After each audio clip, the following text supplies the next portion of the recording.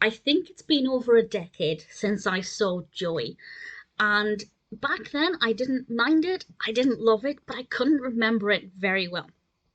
So I decided I'd sit down and watch the first episode again and make a decision afterwards if I was going to continue watching it. It's not been very well received, so I was quite surprised to see that it actually has 7.3 out of 10 on IMDb for the first episode, which is much higher than I was expecting. And having rewatched it, it wasn't that bad. I remember it being pretty terrible, but I think maybe then I was comparing it to Friends quite heavily, whereas I now tried to watch it as if it was its own show. For example, when I watch Frasier, I watch Frasier as if it's its own show rather than watching it as a sequel or a spin-off rather to Cheers. And I tried to do the same thing with Joey, and it worked quite well. I kind of feel that's what they were trying to do with Joey, was to do with Frasier, because that was a colossal success. This, not so much. It did come pretty quickly after the end of Friends. Friends ended in 2004, this landed in 2005, and there were 2 series, and I don't think I've seen all of the second series. I'm pretty confident I saw all of the first series, or first season if you like, but I definitely didn't stick with it completely. Whether or not I will do that this time, I will reveal, if you like, at the end. But the narrative is quite interesting. Joey has decided to move to LA. I think giving us a different setting works very well. I think that was a very good decision. If it was still set in New York, we'd still be thinking, well, are you going to go to Central Perk? Are you going to bump into Friends? The cast of Friends, not just Friends in general. But having it in a different location works well. He's moved to LA because he's got the opportunity to take part in various TV shows. And we learn pretty quickly in this first episode that actually things are not going to plan. And he's not necessarily going to be a famous actor overnight, which is perhaps what he was thinking. Now, of course, the big question is, how is he going to afford it? Well, his sister Gina has an apartment that he is able to stay in. I'm going to assume he's paying her rent, but certainly there's no financial pressure about him being able to afford to live in a run-down tiny apartment in LA, which I think is a good workaround. That worked out quite well. The layout of the house is fine.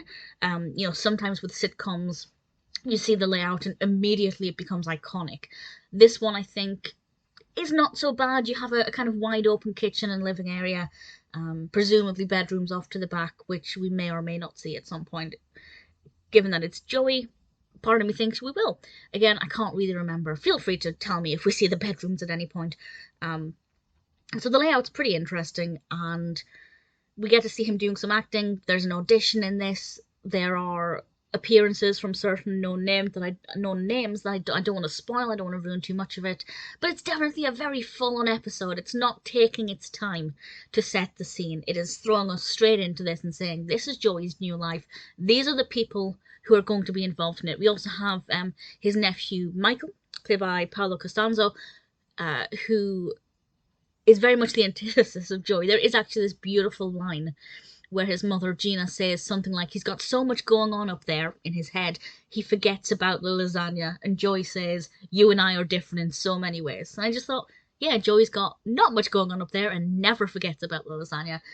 It was good. There are bits in the script that I really liked. There is some dialogue that I thought was pretty good.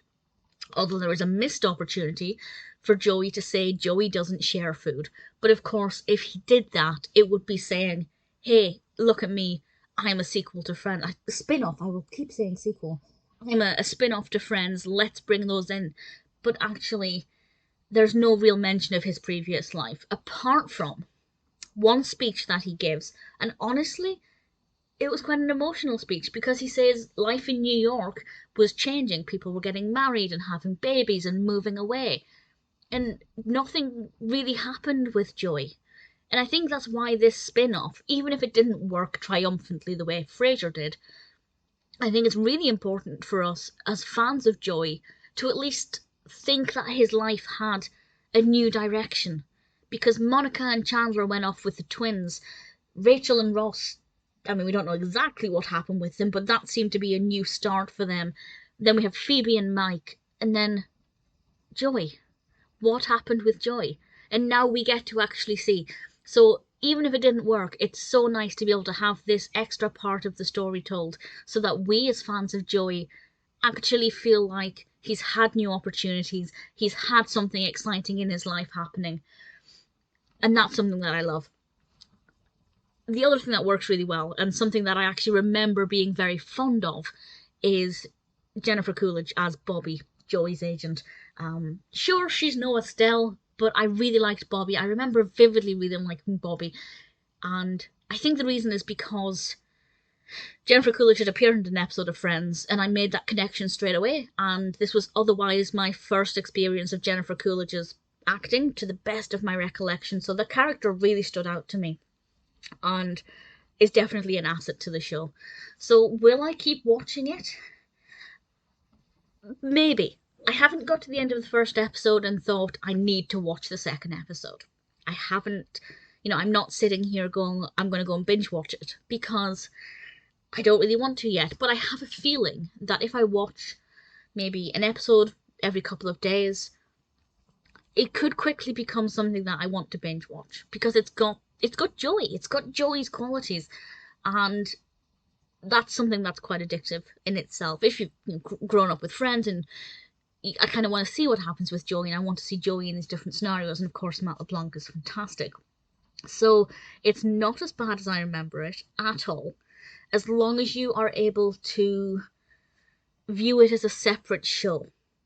And that is possible. Again, Frasier with Cheers, maybe other shows have done it, I'm not entirely sure. So it is possible, it could work, but at the same time, it is quite difficult to do that.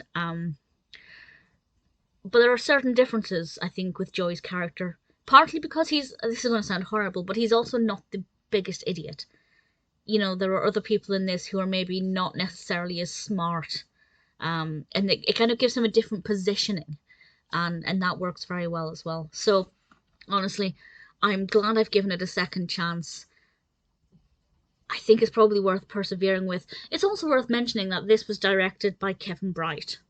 Maybe I should have mentioned that at the beginning instead, but that is obviously something that's quite important. It's not like another studio has bought off this character and done their own thing with it. Kevin Bright, as Kevin S. Bright, of course, was fundamental to Friends and knows the character of Joey probably almost as well as Matt LeBlanc.